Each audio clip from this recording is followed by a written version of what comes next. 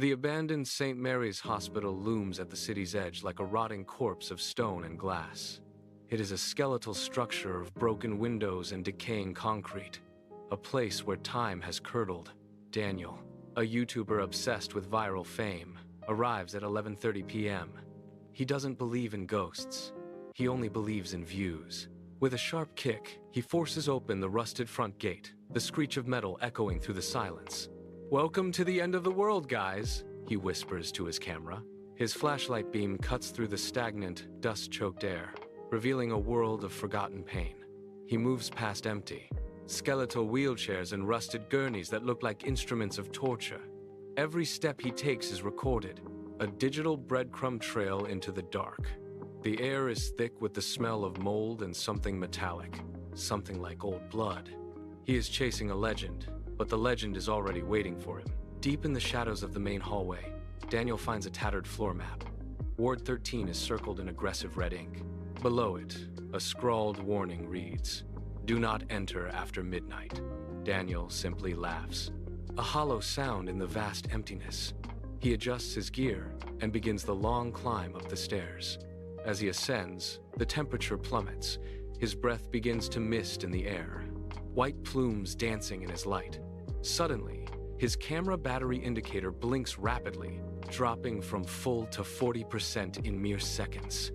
"Cheap equipment," he mutters, though his hands are starting to shake.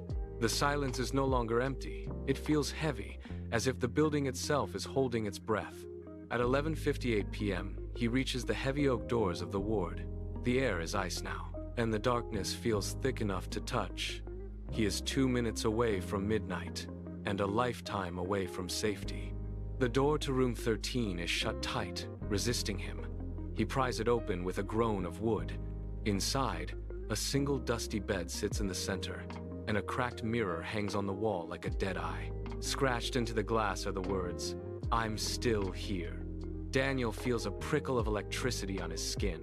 Then, he hears it. Ragged, wet breathing right behind his ear. He spins around, his heart hammering against his ribs, but the room is empty. He turns back to the mirror, and his blood turns to absolute ice. Reflected in the glass, a pale girl with hollow black pits for eyes stands right at his shoulder. She is so close her hair should be touching him. He spins again, swinging his light wildly. Nothing, just dust and silence. When he looks back at the mirror, she is leaning closer to the glass, her grin stretching unnaturally wide, splitting her face. "You aren't real," he gasps. Then, the glass explodes. Shards of the mirror shower the room like diamonds of ice. She is no longer a reflection. She is standing in the corner, watching him with a hunger that defies nature. Daniel bolts for the door, but the hallway has transformed into a nightmare loop. Every door he passes now bears the number 13. He runs until he sees her again, the girl, sobbing in the dark. She looks up, and her face splits open to reveal rows of jagged, black teeth. He screams, diving into a side door that leads to the stairwell. He crashes downward, tumbling into the freezing cold of the morgue. The heavy steel door slams shut behind him, the lock clicking with finality. Rows of metal drawers line the walls like silent filing cabinets for the dead. On a metal tray, he finds a file labeled Emily Carter. As he opens it, the photo inside begins to bleed and change. It is a picture of him, taken seconds ago, standing in room 13. The text below the image reads, "Next patient." Suddenly, the room erupts in sound. Metal drawers begin to slam open one by one. Corpses in tattered gowns sit up, their hollow eyes fixed on his soul. They begin to chant in a raspy, unified chorus. "Stay with us. Stay with us." Daniel sprints toward a sliver of moonlight, bursting through an exit door and into the cold night air. He never looks back. Months later, the internet notices. His channel goes dark. He simply vanishes. When the hospital is finally demolished, the cleanup crew finds a new file buried in the rubble. It is labeled Daniel Brooks, and the status is marked admitted.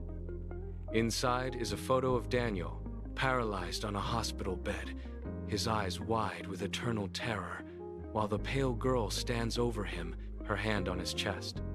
The hospital is gone, but the ground remembers. Every October 13th, the town locals say a new file appears in the dust of the vacant lot, waiting for the next soul brave enough or stupid enough to walk through the gate. The shadows are never truly empty. They are just waiting for the next patient to arrive, and the cycle of Ward 13 begins again.